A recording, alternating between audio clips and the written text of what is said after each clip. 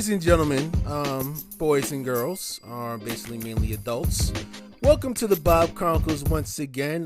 This is your host, professional clout chaser, Christian Paul. And I want to try and lay out a very special sneak peek before I give out the legitimacy, of the Fresh and Fit podcast. So, I basically came up with like a huge book that I've just read over time that's called The Irrational Male by one author by Boaz, which you could pick it up on Amazon.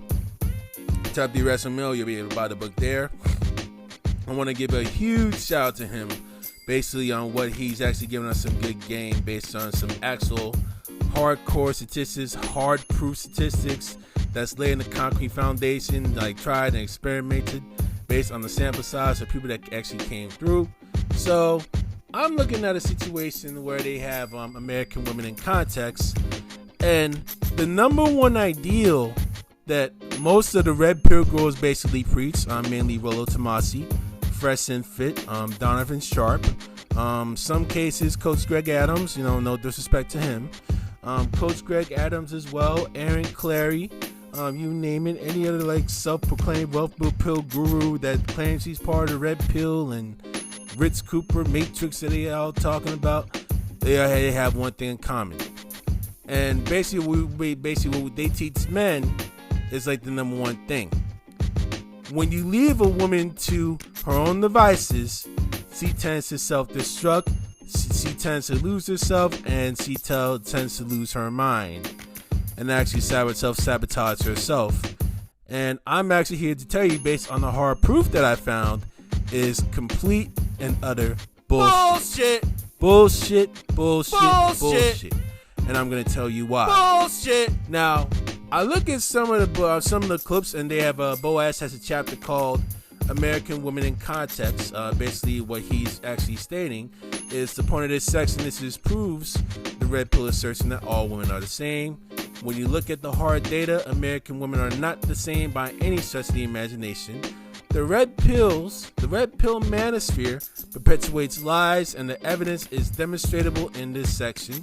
And this is an excerpt that you can read. This is page 175 of the Irrational Male. Before you start looking at the data, one thing should be made very clear.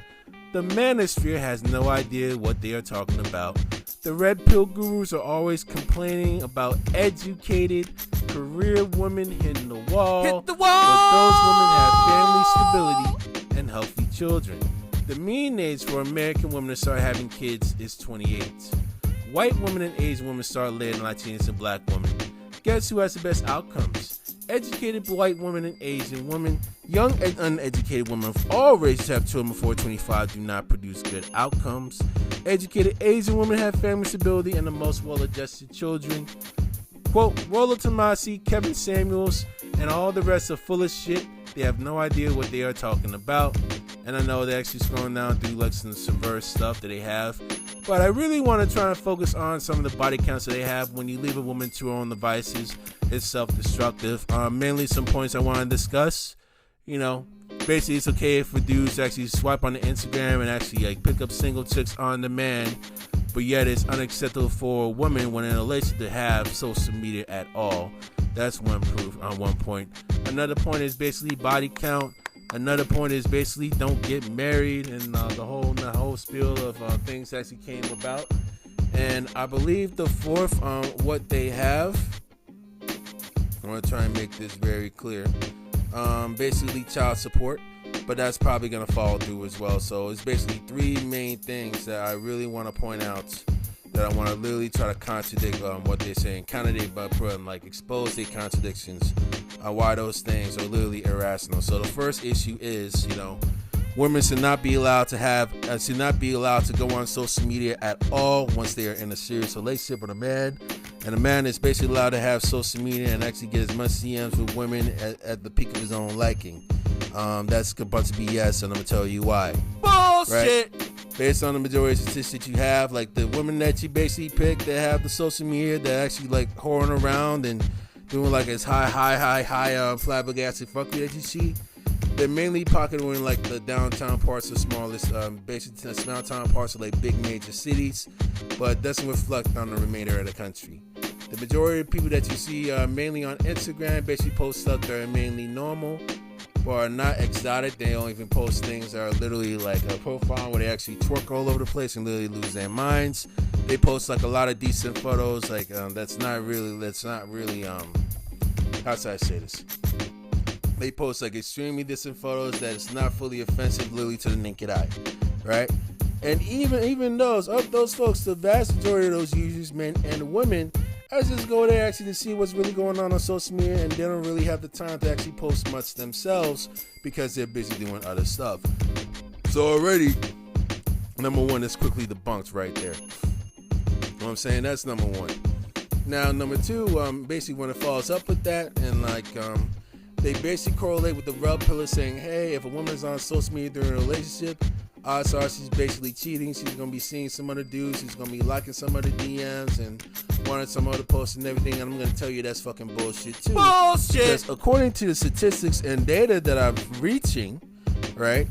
I'm going to kind of scroll down real quick here. This is basically coming from the CDC, right? This is coming from rural America and all that. I just want to try and make sure I get all the stuff there and make sure I get the sources. And they have statistics coming from the CDC, Department of Housing and Human Development, Department of Level, and public policy being administered at a state level. So if we look at a graph, right, at the graph basically that's shown on page 185 off of the irrational male, right?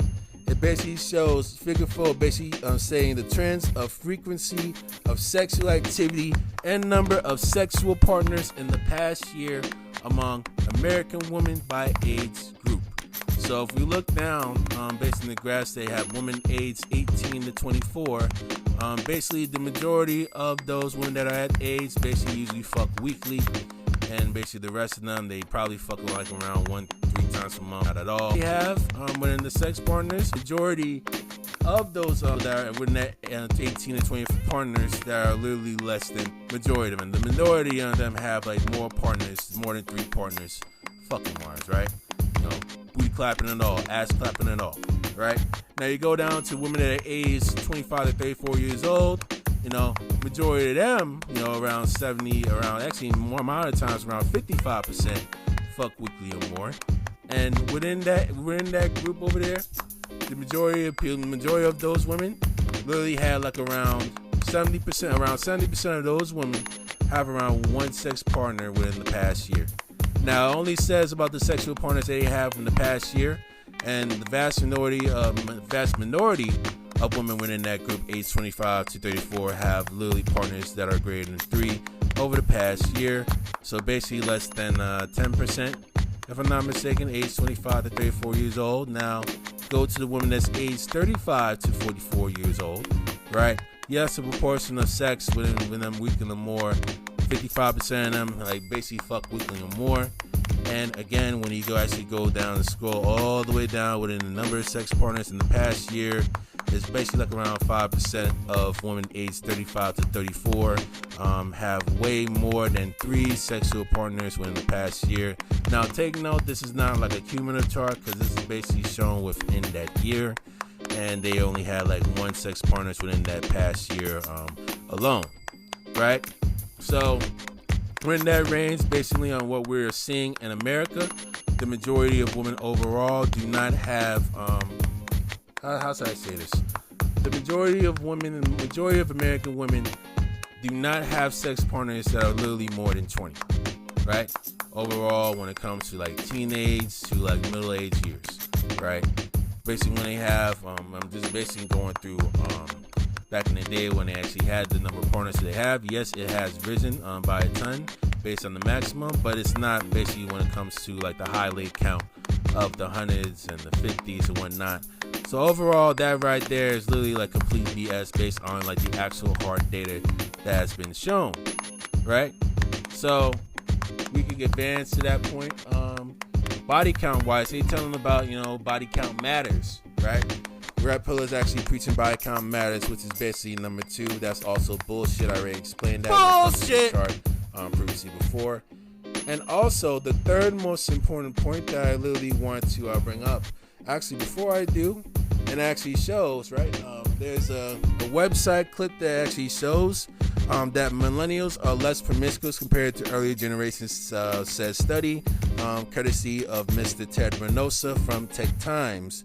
Around 7 years ago, almost 7 years ago, by May 7th, 2015. So millennials basically engage in sex with fewer partners compared to previous generations, basically over time. So already that's actually joining them down the pipe, based on their claim. Now back to the third situation, where the red pill gurus basically tell all these folks don't get married until like they hardcore cooking and cleaning and giving up social media, which is a rare exception. But because you see the modern women literally going wild and free and let themselves do whatever they want to do, don't get married, protect yourself, protect your seed, protect your sanity, basically on what I've been hearing and what I've been taught. And I'm here to tell you that it's also complete bullshit as well, right? Because what we are seeing in recent times, based to according to the United States Census Bureau, according to the data that's actually been shown, the U.S. marriage and divorce rates have both decreased in the last 10 years per 1,000 women aged 15 years and over, according to the United States Census Bureau. Basically, when the story basically tells you, see how marriage and divorce rates within the country basically stack up. So this is in between 2009 and 2019, right, per 1,000 women, right? So in 2009, it's around 17.6 new marriages within the past year for every 1,000 women aged 15 over in the United States. In 2019, there's 16.3 new marriages within the past year for every 1,000 women aged 15 and over in the United States. That's basically the marriage alone. Now, also, divorce rates have definitely dropped in the last 10 years as well. So the divorce rate that you see, 9.7 new divorces for every 1,000 women aged 15 over the United States in 2009. Compared to 2019, it's 7.6 new divorces within the past year for every 1,000 women aged 15 and over in the United States. Know what I'm saying? We got clear-cut evidence on that point. Now, if we try to look at in the States, and we understand that, women deal with the majority of divorces. I know I'm not disputing any of that. I can fully understand that. You know what I'm saying? But basically getting divorce rate overall, saying like divorce rates are basically being at a all-time high. That's completely false. That's completely bullshit. You know what I'm saying? Bullshit. Just basically want to leave it at that. So, in closing, while I say this, if you choose to absorb yourself in some hardcore red pill content, please do your thorough digging and thorough research on who these people are and what they do for a living and what their background is and how they got to the fame at this point, to see if what their values are, they actually follow what they preach, or are they practicing something that's actually contradictory behind the scenes. So I just want to try and let you guys know in regards to that. Illegitimate Fresh and Fit coming soon. Chris and Paul from the Bob Chronicle signing out. Deuces, deuces, deuces. Take care, y'all.